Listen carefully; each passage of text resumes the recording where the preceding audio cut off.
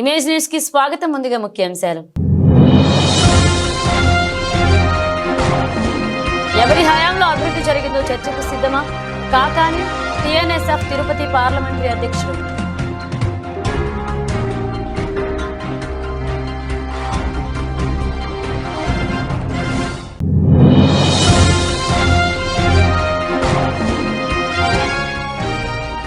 శ్రీ వారాహి అమ్మవారి ఆలయానికి కావడం వల్ల అధిక సంఖ్యలో విచ్చేసే అమ్మవారిని దర్శించుకున్న భక్తులు.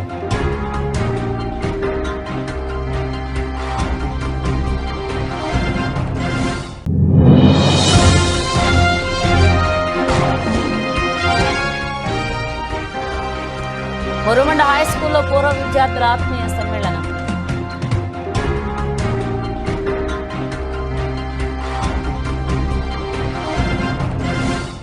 కడియం మండలం మురుమండ తమ్మన సూర్యప్రకాశం బొబ్బా జానకిరాం జిల్లా పరిషత్ ఉన్నత పాఠశాలలో 1983-1984 సంవత్సరాల క్రితం విద్యను అభ్యసించిన విద్యార్థులు ఫ్యామిలీలతో ఈ గురువారం ఆత్మీయ కలయికతో పాత జ్ఞాపకాలను నెమరవేసుకున్నారు. తమకు విద్యను బోధించిన ఉపాధ్యాయులు కొండ్రెడ్డి రామ్మోహనరావు, జొన్నలగడ్డ పుల్లాజీ, బోళ్ల రఘులకు గురు సత్కారం నిర్వహించారు. ముందుగా ఉపాధ్యాయులు విద్యార్థులతో కలిసి జ్యోతి ప్రజ్వలన చేశారు. పిదప అప్పటి ప్రధాన ఉపాధ్యాయులు దివంగత రిమ్మలపూడి రామారావు దంపతుల చిత్రపటానికి పూలమాలలు వేసి దివంగతులైన పూర్వపు విద్యార్థులకు నివాళులర్పించారు. తాము చదువుకున్న హై స్కూల్లో సరస్వతి విగ్రహ మండపం నిర్మించేందుకే సన్నాహకాలు చేస్తున్నామన్నారు. ఈ కార్యక్రమంలో నాలమాటి రామారావు, గుర్రం విఠలబాబు, వేలుపూరి శ్రీనివాస్, ముత్యాల వెంకటరమణ, పుస్తకాయల సూరిబాబు, ఉప్పులూరి సుశీల, దేవళ్ల రామ్మోహన్ రావు, చెరుకూరి నారాయణుడు, తూలూరి సూర్యప్రకాష్ రావు, అన్నందేవుల శ్రీనివాస్ తదితర విద్యార్థులు కుటుంబాలతో కలిసి పాల్గొన్నారు.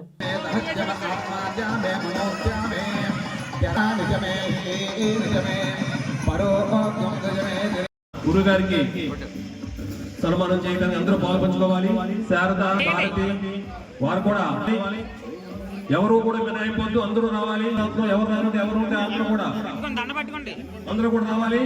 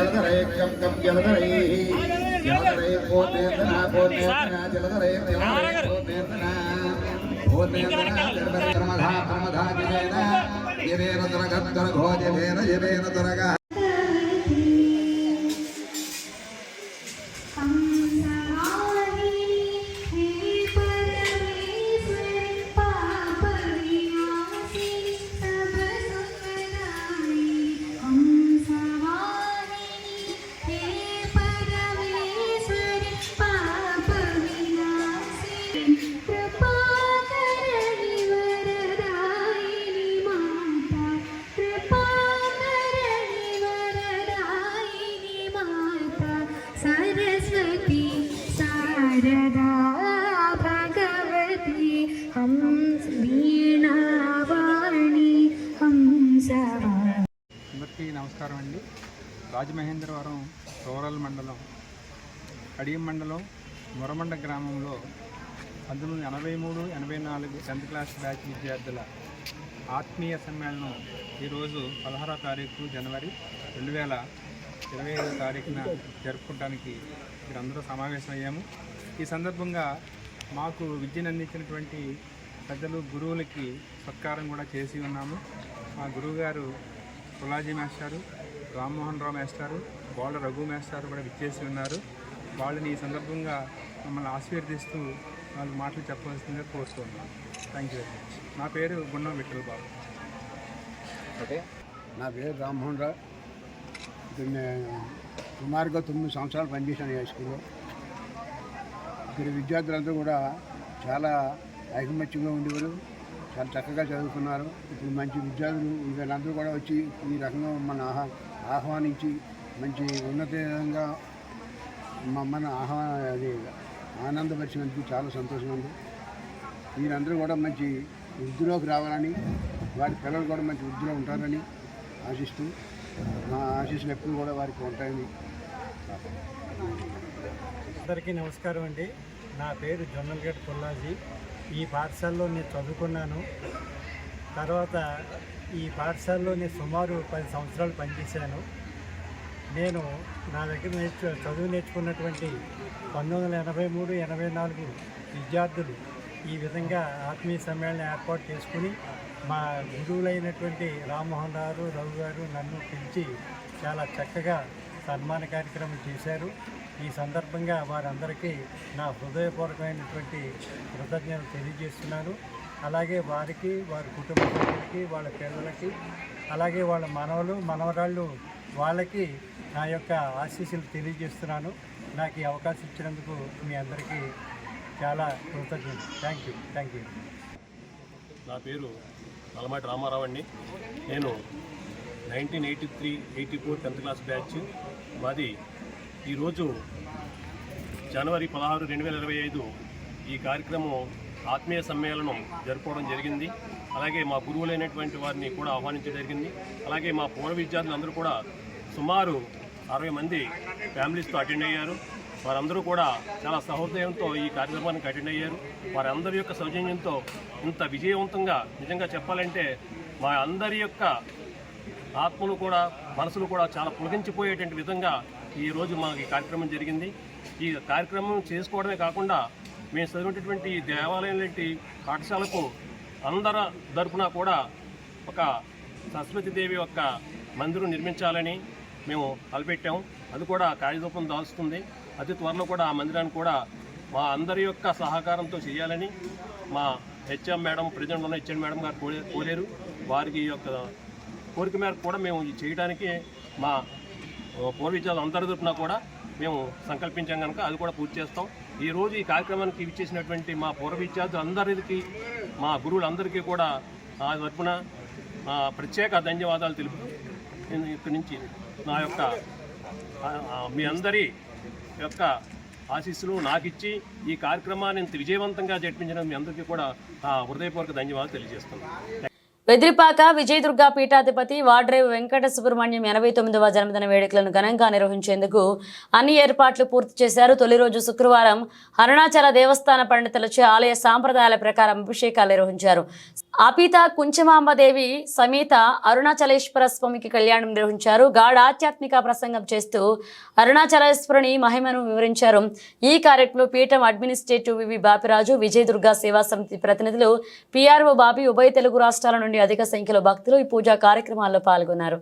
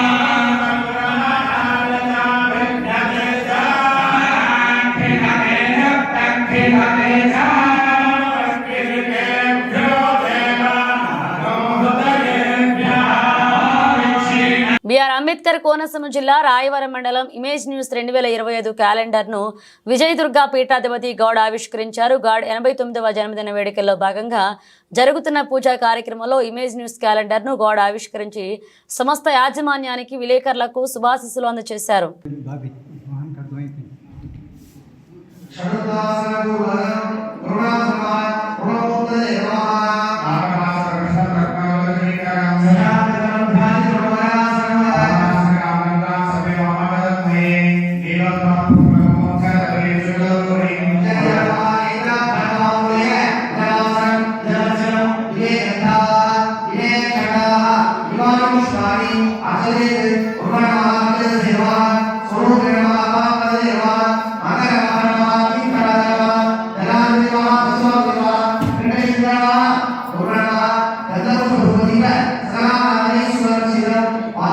Corona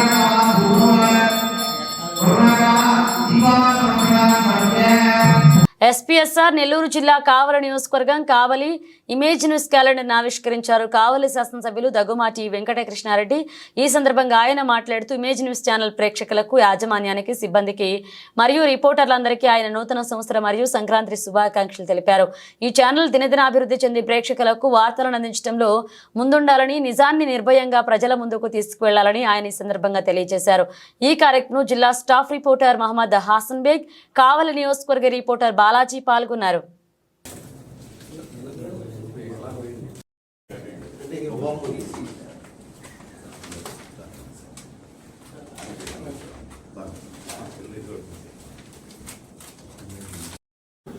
ప్యాకింగ్ మీద నిలబడాలంటే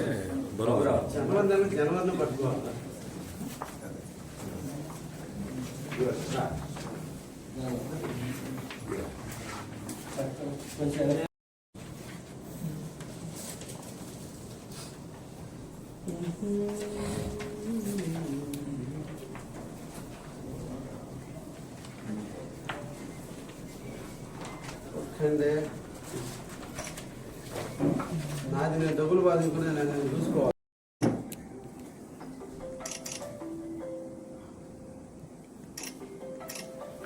ఓకే సార్.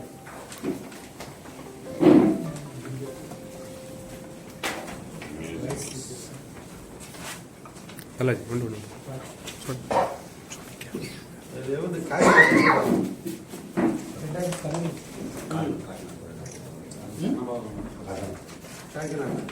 ఆయన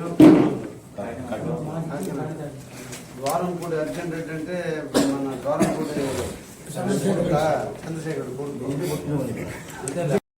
మామను ముందుకు రా, నువ్వే మీ మామ ముందు పెట్టుకో.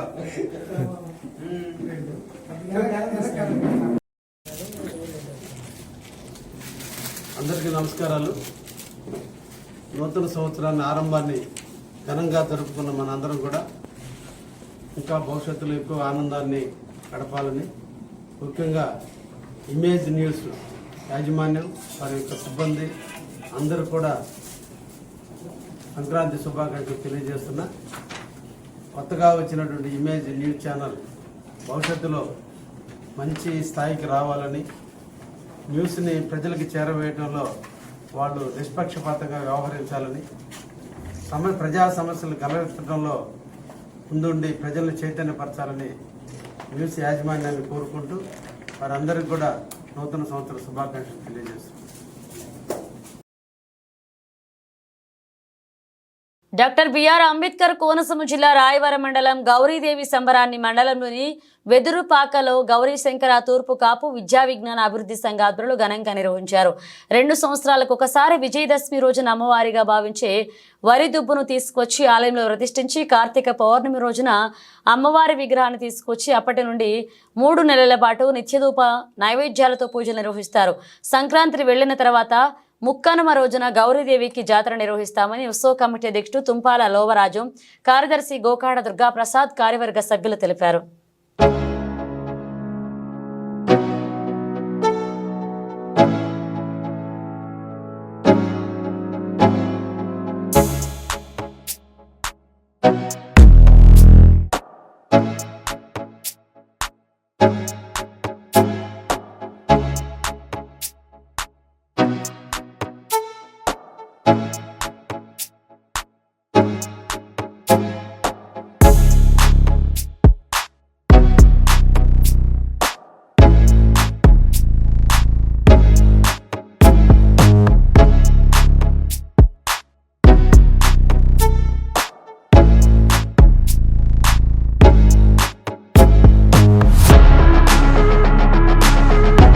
కాకినాడ జిల్లా కొవ్వూరు గ్రామంలో వెంచేసిన శ్రీ వారాహి అమ్మవారి ఆలయానికి శుక్రవారం కావడం వల్ల భక్తులు అధిక సంఖ్యలో విచ్చేసి అమ్మవారిని దర్శించుకున్నారు. ఈ సందర్భంగా ఆలయ ఫౌండర్ లక్ష్మీ ప్రసన్న మీడియాతో మాట్లాడుతూ అమ్మవారు దయ ఉంటే అన్ని అనుకున్నట్లుగా జరుగుతాయన్నారు. తన కుటుంబంలో ఉన్న వారికి అనారోగ్య సమయంలో అమ్మవారి దయ వల్ల ఆరోగ్యవంతులుగా మారారన్నారు. ఆలయానికి విచ్చేసే వారికి అమ్మవారి పూజలు ఏ విధంగా చేయాలో భక్తులకు తెలుపుతామని ఆమె తెలిపారు. అంతేకాకుండా నాకున్న సామాజిక మాధ్యమమైన ఇన్స్టాగ్రామ్లో పోస్ట్ చేయడం వల్ల భక్తులందరూ ఇక్కడికి విచ్చేసి అమ్మవారిని దర్శించుకున్నారని తెలిపారు.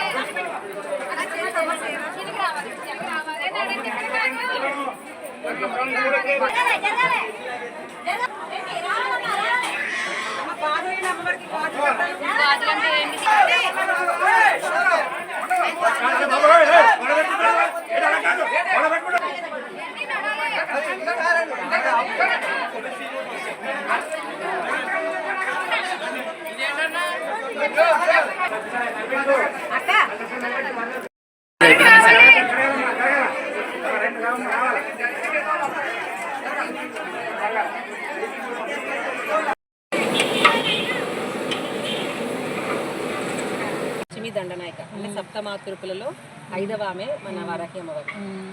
మోస్ట్ ఎక్కువ అమ్మవారికి ఇష్టమైంది పంచమి అన్నమాట. వారాలు అడుగుతున్నారు కాబట్టి శుక్రవారం ఒకటి, తర్వాత మంగళవారము, ఆదివారం కూడా అమ్మవారిని పూజించుకోవచ్చు. నేను చేస్తాను నాన్న, శుక్రవారం మంగళవారం ఎక్కువ చేసుకుంటున్నాను, కానీ నాకు తెలియక చేసుకుంటున్నాను. మీ 100 వినాలని మళ్ళీ నేను రాత్రి సమయంలో చేయండి. రాత్రి సమయం నవరాత్రి పూజలు 11 రోజులు చేసుకున్నామమ్మా. రాత్రి సమయంలో చేసుకున్నాను. ఏదో కాస్త భగవంతుడి వల్ల ఆ తల్లి దేవల్ల అమ్మవారి చాలా మంది మంది వారాహి కందదీపం కూడా చెప్పానమ్మా. చెప్పారు, పెట్టానమ్మా. ఒకసారి మీరు చెప్పారు. నిజంగా కందదీపం కూడా చాలా మిరాకిల్స్ చేస్తుందండి. నాకు వేలాది మంది వచ్చి చెప్తున్నారు, కామెంట్స్ కూడా పెడుతున్నారు. కందదీపం కూడా పెట్టుకుని ఆర్థికంగా బాగున్నామని చెప్తున్నారు. మీకు వారాహి అమ్మవారిని ఎందుకు పూజించాలని అనిపించింది అని అడుగుతున్నారు. అదైతే నాకు నిజంగా తెలియదండి. ముందు జన్మలో మరి అమ్మవారితో ఏదైనా అనుబంధం ఉందో ఏమో నాకు తెలియదు, కానీ నాకు ఎందుకో అమ్మవారిని గురించి ఎక్కువ తెలుసుకోవాలనిపించేది. వారాహి అమ్మవారి కోసం. అసలు అమ్మవారు అంటే ఎవరు, వారాహిదేవి ఏ విధంగా పూజించాలి, మనం ఆమెను పూజిస్తే కలిగే ప్రయోజనం ఏంటి, భక్తులకి ఏ విధంగా కష్టాలు తీరుతాయి వారాహి అమ్మవారిని పూజిస్తే అని తెలుసుకోవాలనిపించి బుక్స్ అన్నీ చదవడం, అమ్మవారికి సంబంధించిన బుక్స్ చదవడం, ఆమె శ్లోకాలు, తర్వాత వారాహి అమ్మవారికి సంబంధించిన చరిత్ర చదవడం, వారాహి అమ్మవారికి మిరాకిల్స్ ఉంటాయి కదా, అమ్మవారికి ఆమె చేసిన మిరాకిల్స్ అన్నీ ఎక్కువగా చదవడం, చూడడం, గూగుల్లో సెర్చ్ చేయడం, ఇలా చేస్తూ ఉండేదాన్ని గత కొన్నాళ్ళు. ఆ టైంలో నాకు వారాహి అమ్మవారిని నిత్యము వారాహి నవరాత్రులు వచ్చినాయి అనమాట. ఆ టైంలో నేను ఇంట్లో పెట్టి అమ్మవారిని చిన్న ఫ్రేమ్ కట్టించుకున్నాను. ఇప్పుడంటే ఫొటోస్ మన గుడి దగ్గర దొరుకుతున్నాయి, కానీ ఆ టైంలో మనకు ఫొటోస్ ఇక్కడ ఎక్కడ దొరకవు. అప్పుడు నేను గూగుల్లో అమ్మవారిని డౌన్లోడ్ చేసుకుని ఫోటో ఫ్రేమ్ కట్టించుకుని ఇంట్లో పూజించడం జరిగింది. ఆ టైంలో మా వారాహి నవరాత్రుల టైంలో మా బ్రదర్కి హెల్త్ బాగాలేదనమాట. నేను ఒక ఇష్యూ వేరే పర్సనల్ ప్రాబ్లంతో నేను అమ్మవారిని నిలబెట్టుకోవడం జరిగింది. చెప్పాలి అంటే నాకు కష్టాల్లో ఉన్నప్పుడు నేను అమ్మవారి పాదం పట్టుకున్నాను. ఇంకా ఈ కష్టాలు భరించలేక అమ్మవారి పాదం పట్టుకోవడం జరిగింది. సేమ్ టైం అదే టైంలో మా బ్రదర్కి హెల్త్ ఇష్యూ ఒకటి బాగాలేదనమాట. ఆ టైంలో నేను మొక్కుకున్నాను, అమ్మ ఈ బాధ అన్నయ్య భరించలేకపోతున్నాడు, కాబట్టి నీ దయ వలన ఏదైనా ఈ బాధ కనుక తగ్గితే జీవితాంతం నీ పాదం వదిలిపెట్టను, నేను నీ కాశీ కూడా వస్తాను తల్లి అని నేను మొక్కుకున్నాను. అదే సమయంలో మా బ్రదర్ కూడా అనుకున్నాడు అనమాట, అమ్మ నేను చాలా హాస్పిటల్లో తీసుకెళ్ళామన్నమాట, తగ్గలేదు. అప్పుడు నేను పూజ చేస్తున్నప్పుడు మా అన్నయ్య నా పక్కన కూర్చోబెట్టి చేశాను నేను వ్రతం.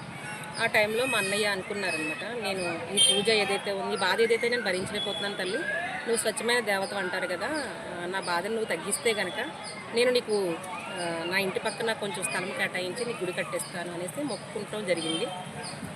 అదే విధంగానే మేము ఏ విధంగా అయితే కోరుకున్నామో అదే విధంగా ఆ రోజు రాత్రి సమయం నుండి ముందు ఉన్న దానికన్నా కూడా కొంచెం బెటర్గా ఉందన్నమాట. మా బ్రదర్కి హెల్త్ తగ్గింది. అలాగే అప్పటికి ఇంకా 4 రోజులు ఉన్నాయి నవరాత్రులు. 4 రోజులు నవరాత్రులు అయ్యేసరికి మొత్తము మేము ఏ విధంగా కోరుకున్నామో అదే విధంగా అమ్మవారు మిరాకిల్ చేశారనమాట. అద్భుతం జరిగింది. ఎలా అంటే మొత్తము హెల్త్ ఇష్యూ ఏదైతే ఉందో అది తగ్గిపోయిందనమాట. చాలా బాగా అమ్మవారు తగ్గించారు. ఆ టైంలో మేము మా బ్రదరు మేము గుడి కట్టాలని అనుకున్నాము. గుడి కట్టడం జరిగింది. అయితే అదే సమయంలో మా అమ్మవారు మా కళలో కనిపించి, మీరు ఎవరి దగ్గర కూడా ఎలాంటి ఒక్క పైసా రూపాయి కానీ ఎవరి దగ్గర మీరు తీసుకోవద్దు అని అయితే మాకు కళ రూపంలో చెప్పడం జరిగితే మేము అదే విధంగా చేసామండి. అంతా కూడా మంది కన్స్ట్రక్షన్ కానీ స్థలం కానీ అంతా మన ఓన్ అనమాట. మన ఎవరి దగ్గర పైసా తీసుకోలేదు. అదేవిధంగా మనం విగ్రహ ప్రతిష్ఠ చేసేటప్పుడు మనకి ఇక్కడ వేలాది మందికి భక్తులకి మనం అన్నప్రసాదం కూడా మనమే పెట్టడం జరిగింది. ఆ విధంగా మనకి ఇక్కడ అమ్మవారి పీఠం అయితే రావడం జరిగిందనమాట. అక్కడ నుండి తర్వాత భక్తులు ఒకరుగా 10 మంది 20 మంది 30 మంది వస్తూ ఉండేవాళ్ళు. ఆ టైంలో నేను అమ్మవారిని ఏ విధంగా పూజించాను అనే విషయాన్ని నాకు తెలిసిన విధంగా ఇన్స్టాగ్రామ్లో పోస్ట్ చేయడం జరిగిందనమాట. అవి చూసి కొంతమంది స్టార్టింగ్లో ఒక 10లో 100లో ఇలా రావడం మొదలయ్యేది. ఆ టైంలోనే అందరూ చెప్తూ ఉండేవారు అనమాట, మాకు కోరికలు తీరుతున్నాయని చెప్తూ ఉండేవారు. నా దగ్గరికి వచ్చి చాలాసేపు వెయిట్ చేసి మాకు అమ్మవారి వలన ఈ కోరిక నెరవేరింది లేదా ఈ కష్టం తీరింది ఇలా చెప్తూ ఉండేవారు. చెప్తున్నప్పుడు నేను వాళ్ళు మాట్లాడేది రికార్డు చేసేసి ఇన్స్టాగ్రామ్లో పెట్టేదాన్ని. ఏదైతే న్యాచురల్గా వాళ్ళు జరిగిందో అది ప్రజల్లో బాగా కనెక్ట్ అయ్యి ఈరోజు నిజంగా ప్రపంచవ్యాప్తంగా లక్షలాది మంది భక్తులు వారాహి అమ్మవారికి ఉన్నారు. చిన్న విలేజ్ నుండి పెద్ద పెద్ద countries UK, US, London, Canada, Singapore ఇలా ఇతర కంట్రీస్లో ఉన్న మన తెలుగు వాళ్ళందరూ కూడా వారాహి అమ్మవారికి భక్తులు ఉన్నారు. అలాగే ఇక్కడ మనం అన్నప్రసాదం పెడుతున్నామంటే 90% పీపుల్ వాళ్ళ కోరికలు నెరవేరిన తర్వాత మనం అన్నప్రసాదం పెడుతున్నాం అనమాట భక్తుల సహాయ సహకారాలతో. ఇవన్నీ కూడా మీరు నా ఇన్స్టా పేజ్లో చూస్తున్నారు డైలీ. అలాగే ఇక్కడ ఏంటంటే మేమంతా కూడా చాలా ధర్మబద్ధంగా చేస్తున్నాం అనమాట. మేము ఎవరి దగ్గర కూడా పైసా ఆశించట్లేదు ఇప్పటికీ కూడా. మనం ఏంటి అంటే భక్తులందరూ కూడా ఇక్కడ సమానం. భక్తులందరూ కూడా ఇక్కడ వారాహి అమ్మవారి దగ్గర సమానం అంతే తప్ప టికెట్స్ అనేవి పెట్టడం కూడా జరగలేదు. మీరు ఇది గమనించగలరు. మీరు ఏ దేవస్థానాన్ని చూసుకోండి. ఇది నేను చెప్పొచ్చో లేదో కూడా నాకు తెలియదు. కానీ మన గుడిలో ఎవ్వరికి కూడా సెపరేట్ టికెట్స్ అనేది ఉండదు. ఎక్కడ కూడా మీరు ఈవెన్ మేము కార్ పార్కింగ్ కూడా మేము ఇప్పటి వరకు ఫ్రీగానే ఇచ్చాము. అది కొంచెం ఇబ్బందికరంగా మారింది ఇప్పుడు. నేను అది కూడా మన ఇన్స్టాలో పోస్ట్ పెడతాను. నేను నెక్స్ట్ కార్ పార్కింగ్ అమ్మవారి దయ వలన ఎక్కడ వస్తుంది అనేది కూడా మేము ఆలోచిస్తున్నాము. అది అమ్మవారు మనకి ఏదైనా అనుగ్రహిస్తే బాగుంటుంది. రాబోయే కాలంలో ఎండోమెంట్కి అయినా అప్పచెప్తారా దేవాలయం? లేదండి, మాకైతే అస్సలు అలాంటి ఆలోచనే లేదు. ఎండోమెంట్కి అప్పచెప్పాలన్న ఆలోచన అయితే లేదు. రాజకీయ నాయకులైనా ఒక పెద్ద పెడితే ఇబ్బంది అయినప్పుడు మీకు ఏమైనా ఇబ్బంది ఉందా? అంటే ప్రస్తుతానికి అమ్మవారి దైవాలను అలాగేమీ లేదండి. అయితే అలాంటిది ఏమన్నా వస్తే మేము అమ్మవారికే వదిలేస్తాము. అది ఆవిడకి ఎవరి దగ్గర బాగుందన్నది ఆవిడే డిసైడ్ అవుతారు. మేమైతే అంతా కూడా అమ్మవారికి ప్రతి ఒక్క భక్తుడు కూడా సమానంగా ఇక్కడ ఉచిత దర్శనం జరగాలి అనేది మా అభిప్రాయం అనమాట. ఇప్పుడనే కాదు, మా తరాలు మారినా సరే మేము టికెట్ పెట్టడం అనేది జరగదు. అది మాత్రం అవసరమైతే శాసనం కూడా వేయించేస్తాము. అంటే ఇన్ ఫ్యూచర్ మేము ఉండకపోవచ్చు కదా. ఓకే ఫ్యూచర్లో ఇబ్బంది పడకుండానే చేయిస్తాము. సో ప్రతి ఒక్కరూ ఇక్కడ సమానం అనమాట. అది మాత్రం గుర్తుపెట్టుకోవాలి. ఇంకోటి ఏంటంటే అండి, చాలా మంది ఇక్కడ కోరికలు నెరవేరిన తర్వాత భోజనాలు పెట్టడం జరుగుతుంది మన వారాహిపీఠంలో. ఇక్కడ భోజనాలు కూడా మీరు ఇక్కడే పెట్టాలని లేదండి. మీరు వారాహి అమ్మవారి దైవాలను ఎవరికైనా అనుకున్న కోరికలు నెరవేరితే మీరున్న ప్రాంతంలోనే వారాహి అమ్మవారు పేరు చెప్పి, కొవ్వూరు వారాహి అమ్మ పేరు చెప్పుకుని భోజనాలు పెడితే కనుక అది ఒక వీడియో తీసి కనుక భోజనాలు పెట్టింది తీసుకొచ్చి మాకు చూపిస్తే కూడా మనం వారాహి అమ్మవారి చీరని ఇస్తామండి. అది కూడా ఇక్కడ జరుగుతుంది. అలా కూడా చేయొచ్చు. లేదు ఇక్కడే పెట్టాలనుకున్న వాళ్ళ ఇష్టం అండి. అది మనం ఎవరిని కూడా బలవంతం చేయకూడదు. అదొకటి గుర్తుపెట్టుకోవాలి. దీంట్లో మెయిన్ క్యాండిడేట్ మీరు కదండి, మీరని నేను మా బ్రదర్ అండి, మా అన్నయ్య గారు ఉన్నారు. మొత్తం అన్నదానం సంబంధించి అన్నప్రసాద కార్యక్రమం సంబంధించి మొత్తం మా బ్రదర్ చూసుకుంటారు. నేనేంటంటే ఇలా భక్తుల్ని చేయటము, పూజలు చెప్పడము, అందరికి పూజలు అన్నీ చెప్పడము ఇవన్నీ చూస్తానన్నమాట. నెక్స్ట్ ఇంకోటి ఏంటంటే అండి, మనము అమ్మవారికి షెడ్ కూడా వేస్తున్నామండి. షెడ్ అంటే కన్స్ట్రక్షన్ చేస్తున్నారు అమ్మవారికి సంబంధించి. అదే ఇప్పుడు జరుగుతుందండి. అది కూడా మనం ఉచితంగానే ఇస్తామన్నమాట ఇన్ ఫ్యూచర్లో. ఇక్కడ ఏది కూడా మనీతో ముడిపడైతే ఉండదు. అది మాత్రం ప్రతి ఒక్క రాబోయే కాలంలో ఒక మీరు మెయింటైన్ చేయకపోతే ఇన్వెస్ట్మెంట్కి దేవాదాయ కమిషనర్కి అయినా లెటర్ అయినా రాస్తారా? లేదండి, మాకైతే అసలు మేము అమ్మవారిని మేమే పూజించుకోవాలని అనుకుంటున్నాం. అసలు మేము అది తరాలు మారినా సరే మేము అది చేయాలనుకోవట్లేదు. మరి అది అంతా దైవదీనం. ఓకే సరే. పొదలకూరు పట్టణంలోని తెలుగుదేశం పార్టీ కార్యాలయంలో శుక్రవారం పార్టీ నాయకులు మీడియా సమావేశాన్ని ఏర్పాటు చేశారు. ఈ సందర్భంగా టీఎన్ఎస్ఎఫ్ తిరుపతి పార్లమెంటరీ అధ్యక్షుడు కలగట్ల సందీప్ మాట్లాడుతూ ఎవరి హయాంలో అభివృద్ధి జరిగిందో చర్చకు సిద్ధమా అంటూ మాజీ మంత్రి కాకానికి సవాల్ విసిరారు. తమ నాయకుడు సోమిరెడ్డి సర్వేపల్లి ప్రజల కోసం నిత్యం శ్రమిస్తుంటే అది చూసి ఓర్వలేని నీవు మా నాయకుడిని విమర్శించే స్థాయి ఉందా అని అంటూ మండిపడ్డారు. మా నాయకుడు సోమిరెడ్డి రాజకీయం కోసం ఉన్న ఆస్తిపాస్తులు అమ్ముకుంటే మీరేమో గతంలో వైసీపీ ప్రభుత్వం అధికారంలోకి వచ్చాక జగన్మోహన్ రెడ్డి ముఖ్యమంత్రిగా ఉన్నప్పుడు అవినీతి అక్రమ సంపాదనలో 3వ వ్యక్తిగానో 4వ వ్యక్తిగానో మిగిలావన్నారు. ఈ కార్యక్రమంలో టీడీపీ యువ నాయకులు రావూరి సుధీర్ నాయుడు, అనిచెట్టి వీరేంద్రబాబు, గిరి, సురేష్, శివ, విష్ణు పాల్గొన్నారు.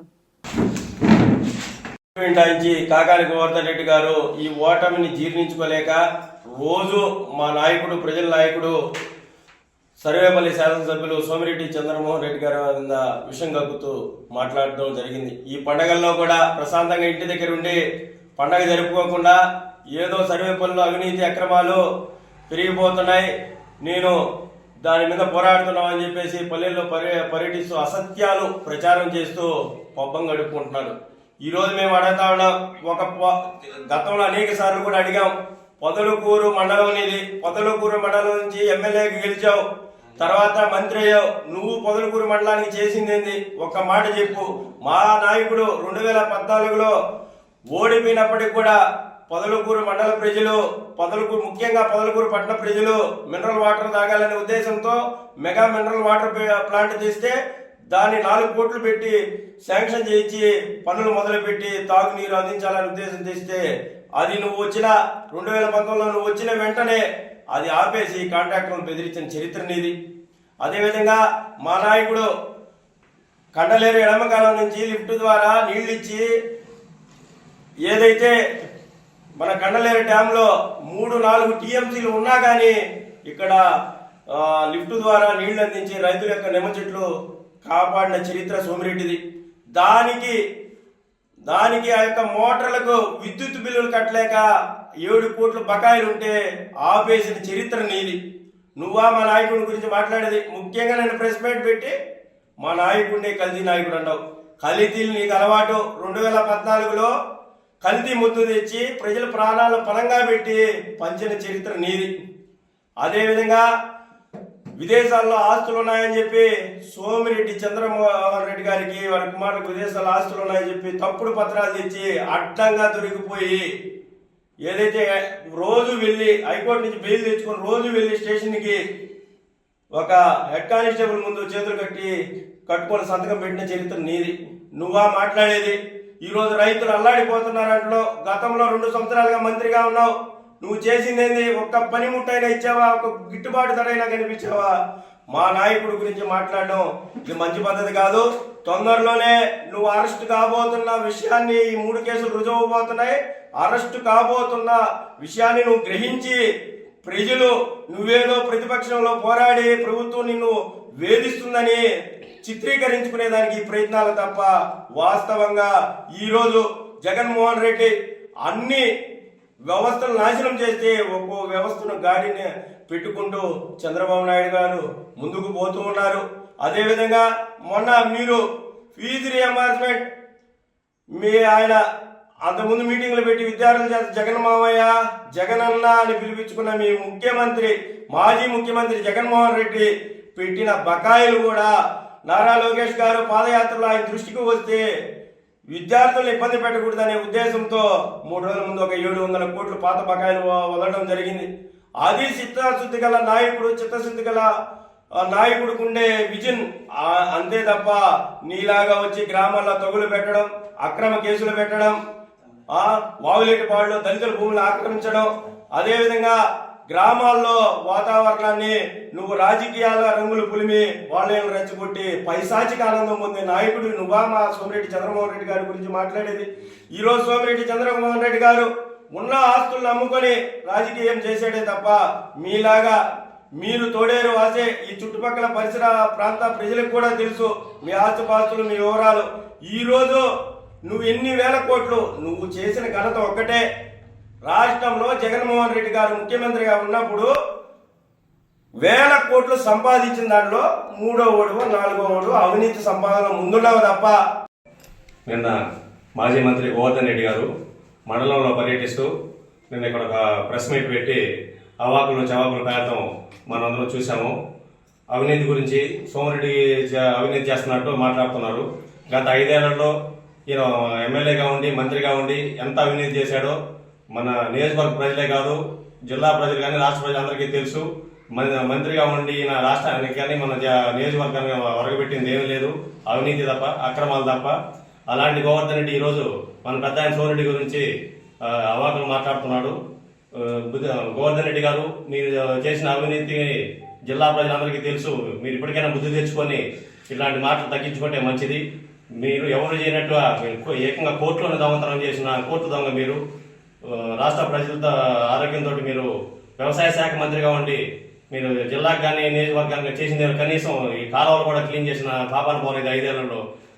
చూడండి, నాకు తెలిసి ఏ ఊరికి పోయినా కానీ ప్రతి ఇరిగేషన్ కెనాల్ అన్ని కూడా నీట్గా చక్కగా ఈరోజు బ్రహ్మాండంగా నీళ్లు పారుతున్నాయంటే అదంతా సోమిరెడ్డి గారు చేసిన ఘనత అది. మీరు ఎడమ కాలువ దానికి కరెంటు బిల్లులు కట్టగా ఆపేసిన చరిత్ర మీదైతే 65 కోట్లు పెట్టి దాన్ని తెచ్చిన చరిత్ర మా సోమిరెడ్డి గారిది. పొదలకూరు మండల ప్రజలకు అయితే తాగునీటికి ఇబ్బందిగా ఉంటే 4 కోట్లు పెట్టి దాన్ని తెస్తే మీరు దాన్ని కూడా మీ కమిషన్ కకృతి కోసం కాంట్రాక్టర్ బెదిరించి దాన్ని మూసేసిన చరిత్ర మీది. అలాంటి మీరు ఈరోజు సోమిరెడ్డి గారి గురించి టీడీపీ గురించి మీరు మాట్లాడుతున్నారంటే హాస్యాస్పదం అది. మీరు కోర్టులో ఇష్టపడ్డ కోర్టులు ఏకంగా మీ కమిషన్ల కోసం ఇది టోల్ గేట్ పెట్టి ఆ కోర్టుని చెన్నై పోయేటట్టు చేసిన అవినీతి పరులు మీరా మాట్లాడేది. బుద్ధి తెచ్చుకొని ఇంకోసారి ఇటువంటి మాట్లాడకుండా వీలైతే మంచి సలహాలు ఇచ్చి రాష్ట్ర అభివృద్ధికి, జిల్లా అభివృద్ధికి కానీ ఇట్లా నియోజకవర్గానికి కానీ మంచి చేసేటట్టు ఉండండి అని చెప్పేసి కోరడం. బులెటిన్ ముగించే ముందు హెడ్లైన్స్ మరోసారి. ఎవరి హయాంలో అభివృద్ధి జరిగిందో చర్చకు సిద్ధమా? కాకాని టీఎన్ఎస్ఎఫ్ తిరుపతి పార్లమెంటరీ అధ్యక్షుడు.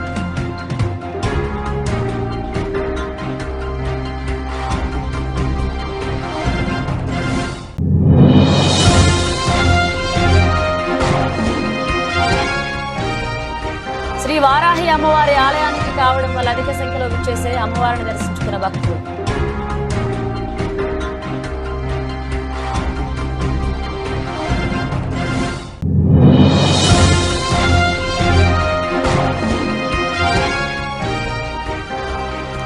మురుమండ హై స్కూల్లో పూర్వ విద్యార్థుల ఆత్మీయ సమ్మేళనం.